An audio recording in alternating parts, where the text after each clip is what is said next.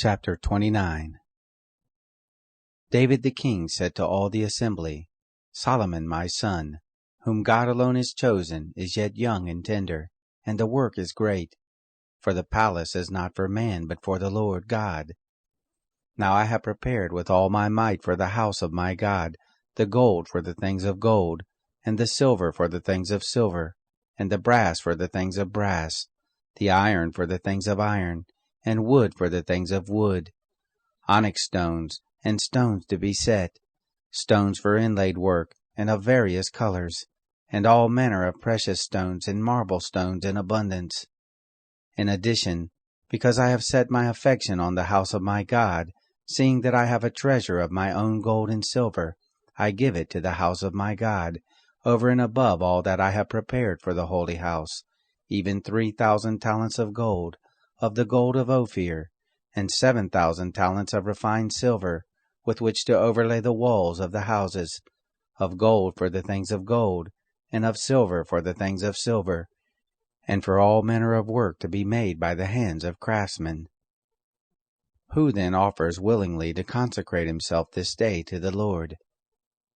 Then the princes of the fathers' houses, and the princes of the tribes of Israel, and the captains of thousands and of hundreds, with the rulers over the king's work, offered willingly.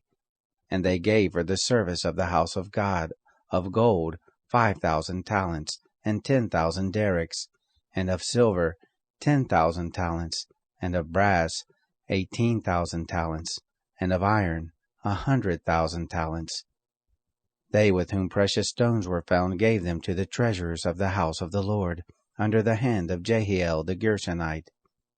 Then the people rejoiced, because they offered willingly, because with a perfect heart they offered willingly to the Lord, and David the king also rejoiced with great joy.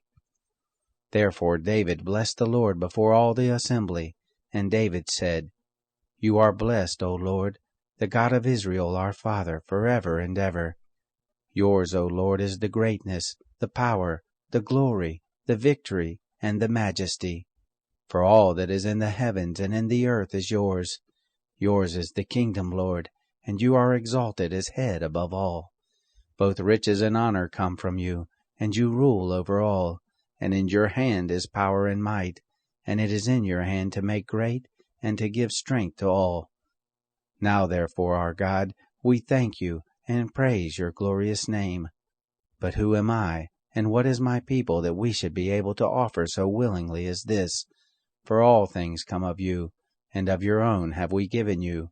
For we are strangers before you, and foreigners, as all our fathers were. Our days on the earth are as a shadow, and there is no abiding. O Lord our God, all this store that we have prepared to build you a house for your holy name comes of your hand, and is all your own. I know also, my God, that you try the heart, and have pleasure in uprightness. As for me, in the uprightness of my heart I have willingly offered all these things, and now I have seen with joy your people that are present here offer willingly to you. O Lord, the God of Abraham, of Isaac, and of Israel our fathers, keep this forever in the imagination of the thoughts of the heart of your people, and prepare their heart to you, and give to Solomon my son a perfect heart, to keep your commandments, your testimonies, and your statutes, and to do all these things, and to build the palace for which I have made provision. David said to all the assembly, Now bless the Lord your God. All the assembly blessed the Lord the God of their fathers, and bowed down their heads and worshipped the Lord, and the king also. They sacrificed sacrifices to the Lord, and offered burnt offerings to the Lord.